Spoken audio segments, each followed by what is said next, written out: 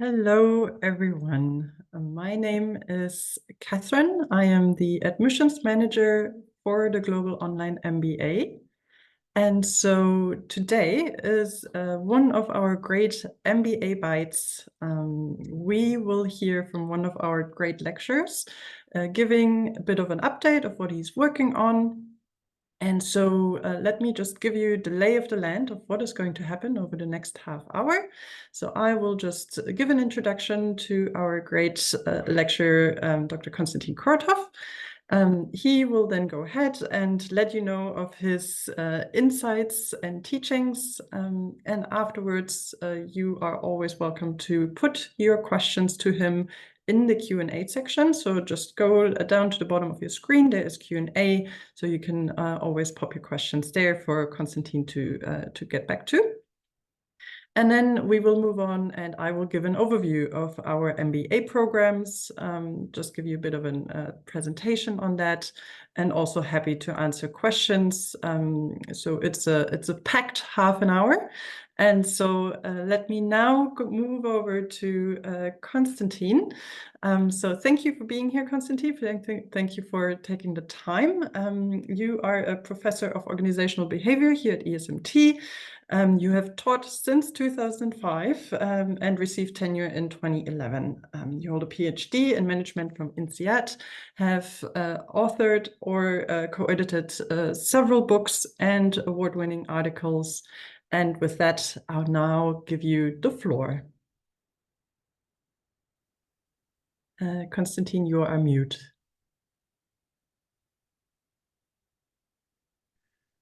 Hello, and thank you so much for joining this event.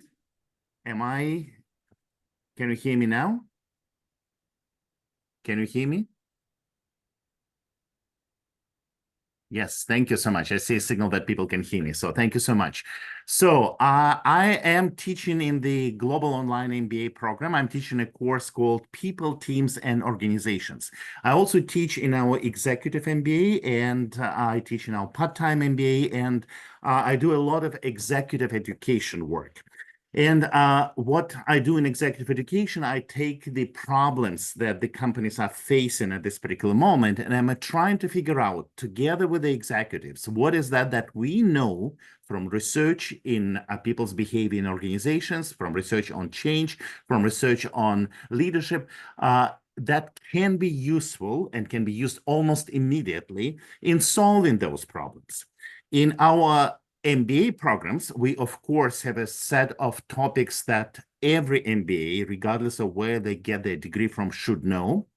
But we are always trying to make those topics kind of discussed or explored through the lens of what is currently happening in the organizations and what may be coming towards your workplace, so that you're prepared to deal with the challenges in the best possible manner.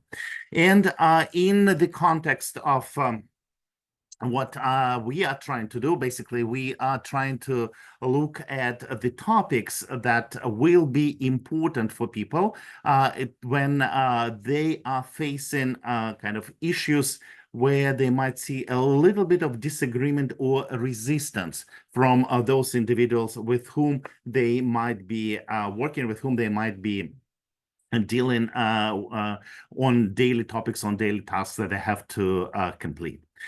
So I would like to share with you a little bit of what we do in class. And in this particular case, this is going to be a little case, a case study that we are working with. And this is a 2025 case.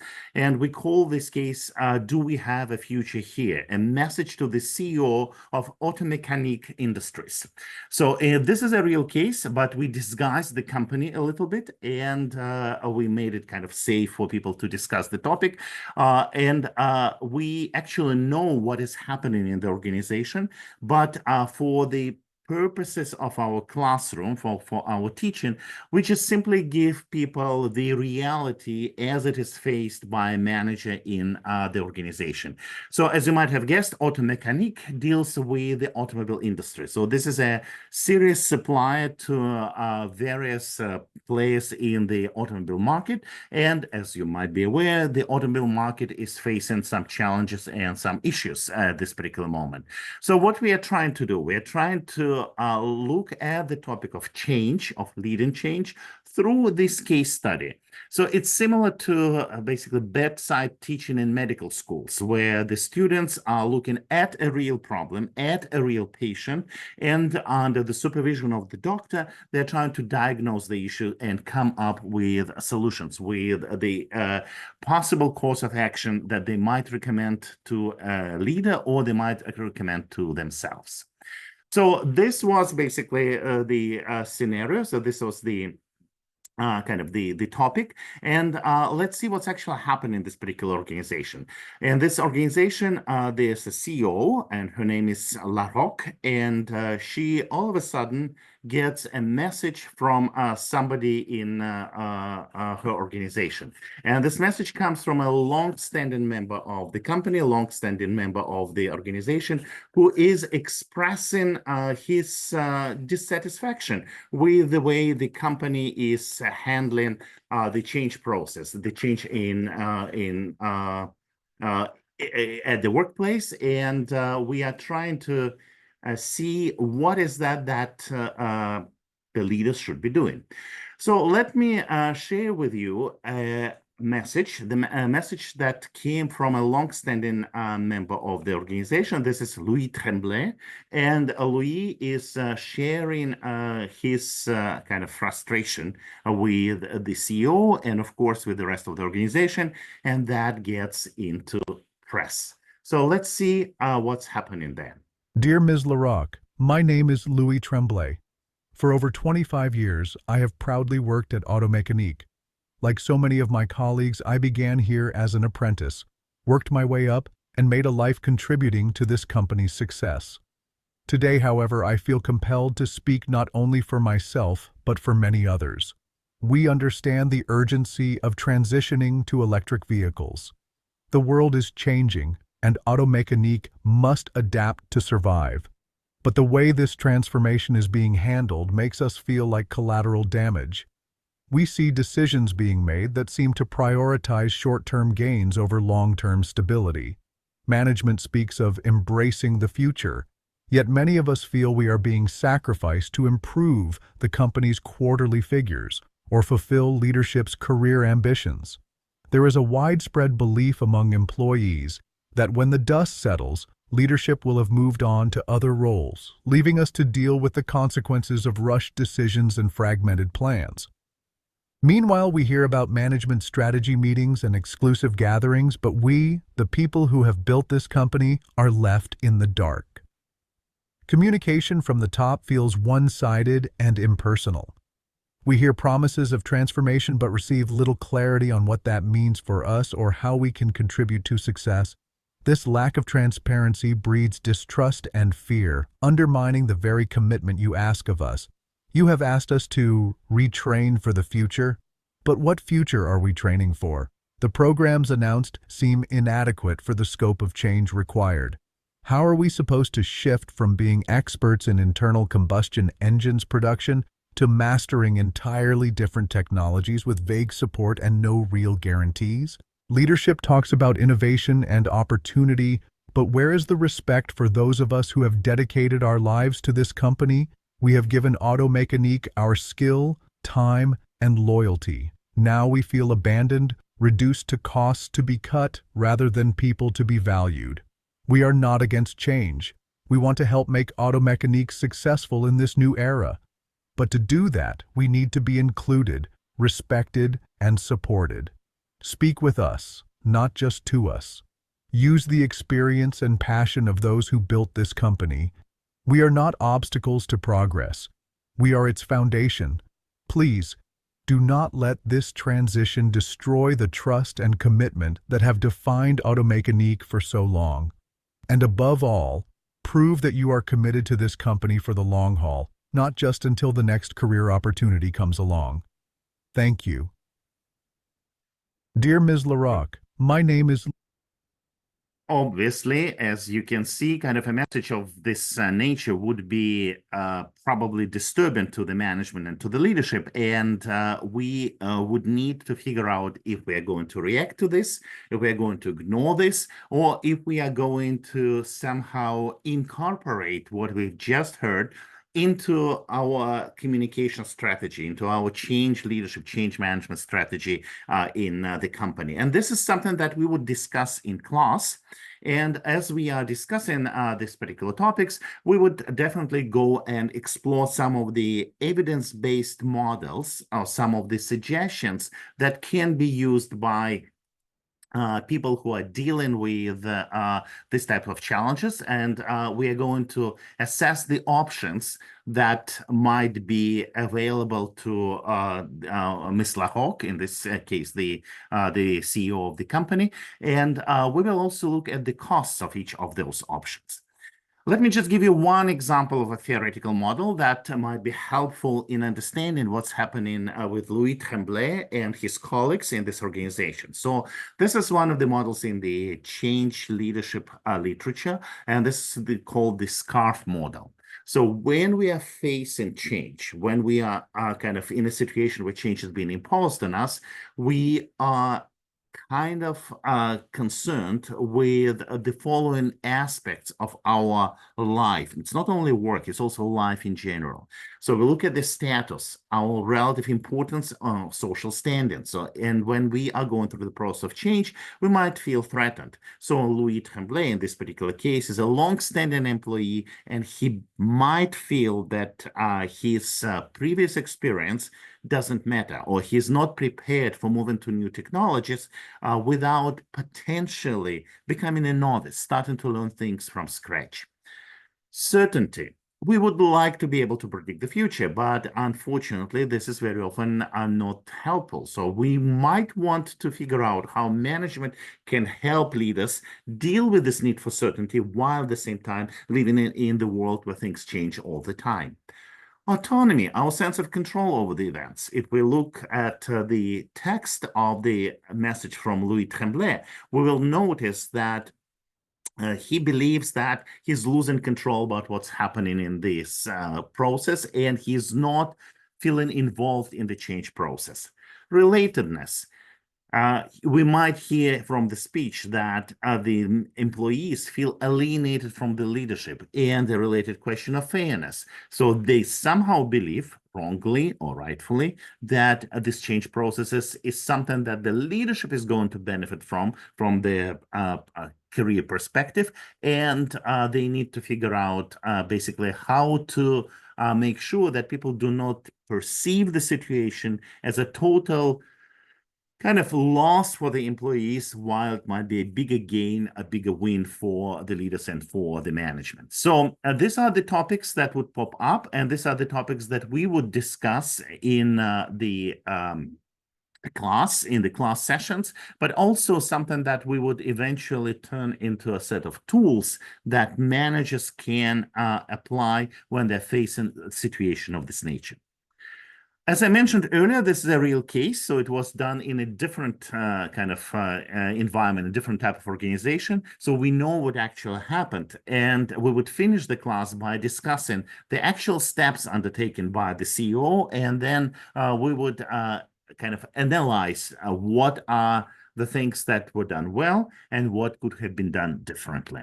So if you want to know more about what happened at Auto Mechanic Industries, join our program, and I'll be happy to see you in our People, Teams, and Organizations class, which is a 3 ECTS credit class. We do a lot of discussions about human beings and organizations, about teams, about larger structures and larger collectives of people. So I'm looking forward to seeing you in class. In the meantime, I'll be, of course, happy to answer any questions that might be related to this mini lecture, to the SCARF model, or to the case that we have just discussed. Thank you so much.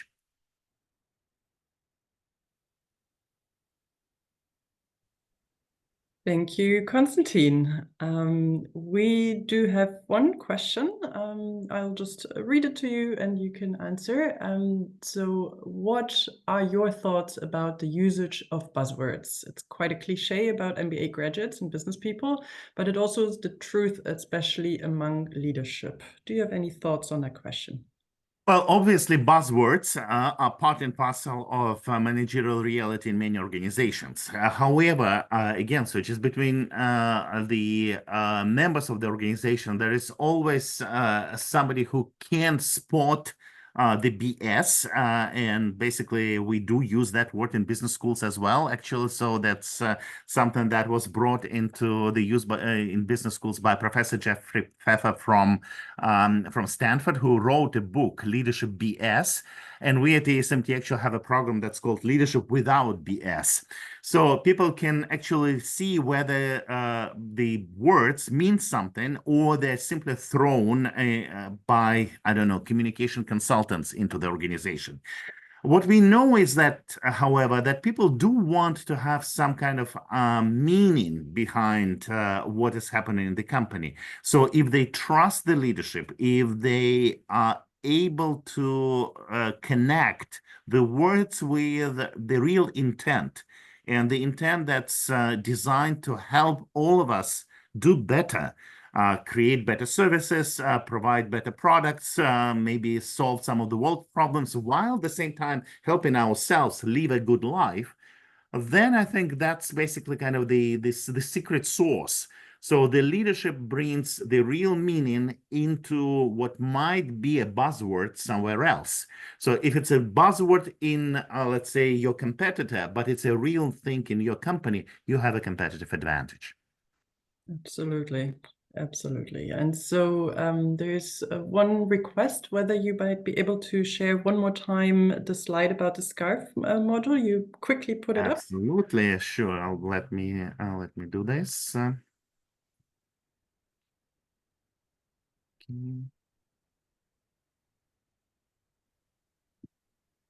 There it is. Yeah. So Maggie, hopefully you can see that and have another quick look about it. Thank you so much, Konstantin. With that, I thank you very much for your insights. And folks, if you want to hear more of Konstantin and his insights, absolutely now listen up how you can join one of our programs and actually get access to him and his learnings. So thank you. Thank you so much for joining. Thank you for inviting me. And I wish you a good end of this webinar today. So just enjoy the conversation and discussions and hope to see you in our classes soon, guys. Bye-bye. Thank you. And so for me, I will now move forward with the presentation on our programs. I hope you can see that now. And so let me quickly just give you an overview of the of ESMT. So we are a world-leading business school in the heart of Berlin, and from the heart of Europe, we create and impart new knowledge to advance business and society. We hope to, and our goal is to develop entrepreneurial leaders who think and act globally.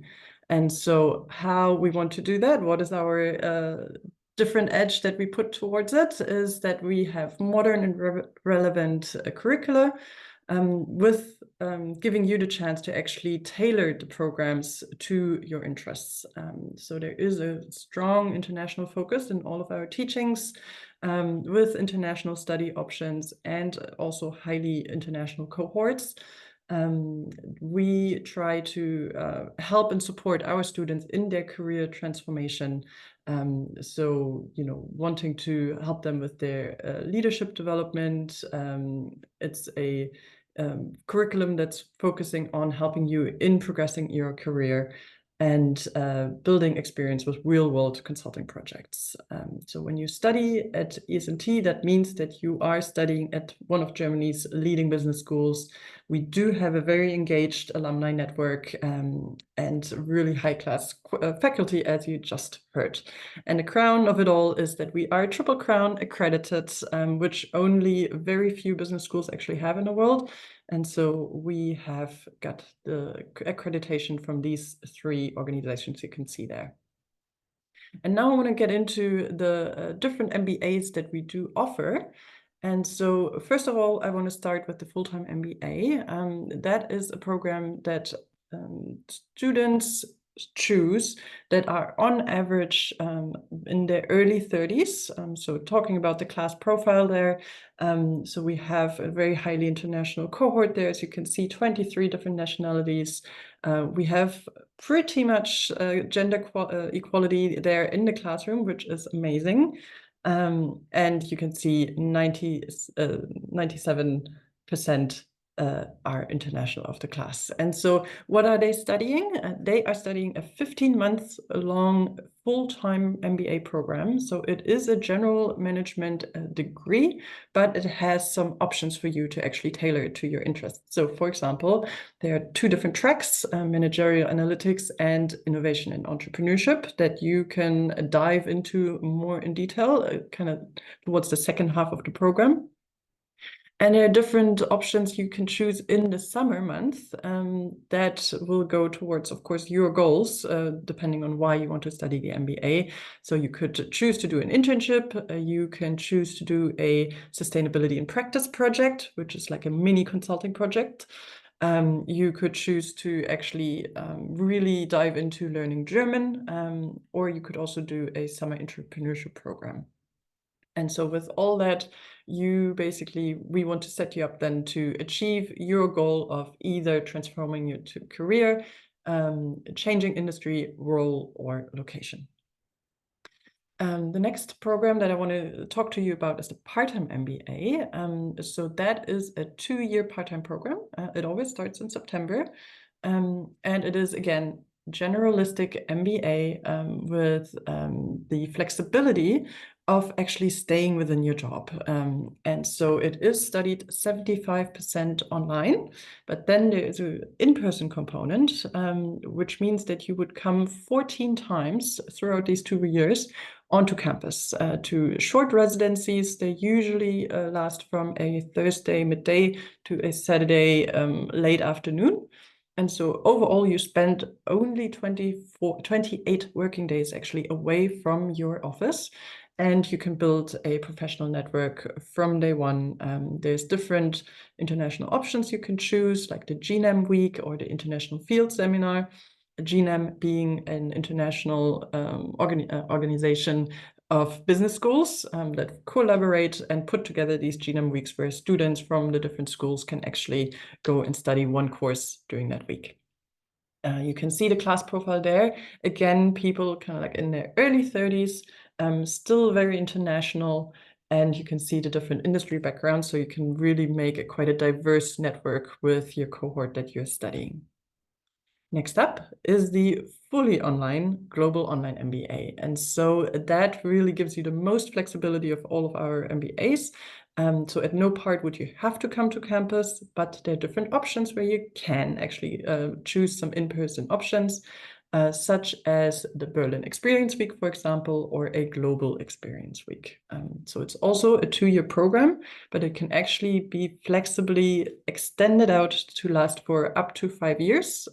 So if there is a very busy time in your life, you can actually take a break without that falling on your feet for you. It has 7 modules, and we have an intake in this year. We had an intake in June and October. Next year, the intakes will be in March and October. And so you also have access to SNOCs, so small online courses that are held by the GNAM network, so where you can get that experience without having to travel.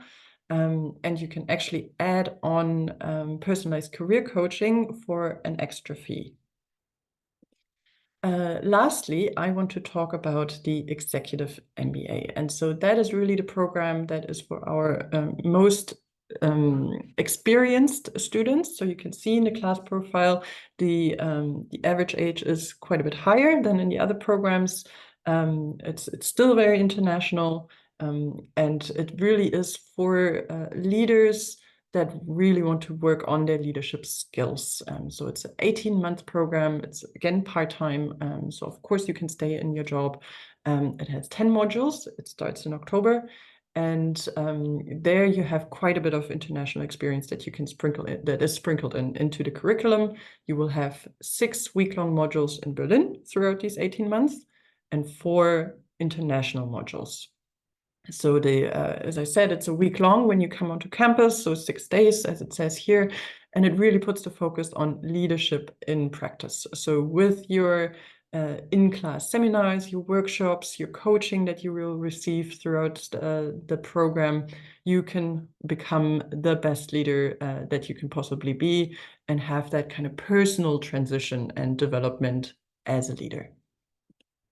And so with all that, underlying all these programs is the support of the CDC, the Career Development Center. They help you with different resources that they provide the students with. So for example, career development workshops throughout the year. They provide and organize on and off campus recruitment events. They provide tools and resources for you to make that transition and development that you wish. They organize corporate visits on and off campus. As I mentioned, for the Global Online MBA, there is an extra package of individualized coaching that would need to be paid for. And for the EMBA in particular, you will get a membership of Blue Steps, which is a platform that's focused on executive job search. Here you can see the different companies that actually have collaborated with our CDC, that have come onto campus or maybe have opened their doors for corporate visits. So you can see you get access actually to quite a variety of different bigger and smaller companies across Germany. And with that, I have raced through our offers. So I will now be happy to actually answer any more of your questions, where, for example, someone is asking if the Global Online MBA is only technology and innovation focused. If someone is more into the entrepreneurship and innovation side, would that also be an option for them to study the Global Online MBA? Which I have to say too that, as I mentioned, all of our MBAs are generalistic Masters of Business Administration. So you will always get the overall business overview. You will get that, I guess, maybe broadening of your horizon, really learning business 101. How can you be the best leader? Also, you know, how to deal with general trends within the economy and the business world at large. So an MBA is always a good idea if you are looking into, you know, starting your own business or being in that, having that entrepreneurial mindset. Always a good thing. And what can always be added here is that we have a close collaboration with Vali Berlin, which is an accelerator organization. They work closely with all of our students and alumni, and maybe something to look into, especially if you're a student here with ESMT, then Vali Berlin is maybe an address that you should note down, VALI Berlin. So thinking about the part-time MBA, it does start in September, so it's just about to start for us. Our overall application deadline for the part-time MBA has just passed a couple of days ago. However, in specific cases, we potentially can still accept applications, but a few criteria have to be met in that instance. So best would be to actually email admissions@esmt.org. That will get to us in the admissions team, and then we can see if in your individual case we can still actually accept your application. Otherwise, the next intake would be then September next year. So maybe something to discuss with the admissions manager directly for the part-time MBA. And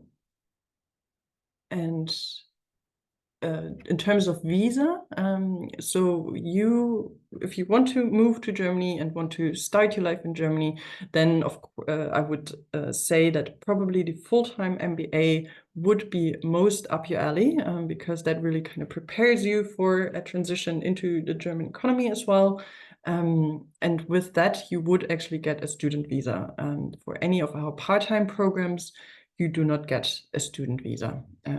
So just to answer that question, there is a list of tuition fees as well on our website. So that's a good point really for you to take note of. All of this information is on our website, so you can actually just navigate to our MBA program portfolio on the website. For each of the different MBAs, we have all of our admissions criteria, details about the curriculum, as well as our application deadlines, and also all of our tuition fees are also listed on our website per program. So with that, I would unfortunately have to say that we are at the end of this webinar. Thank you so much for all of your questions. Unfortunately, we didn't get to all of them. I would highly recommend that you email the admissions team, admissions@esmt.org. If we haven't gotten around to answering your question, or if you have a specific question about your profile, we would really welcome your email. So with that, I wish you a lovely afternoon. Thank you and bye-bye.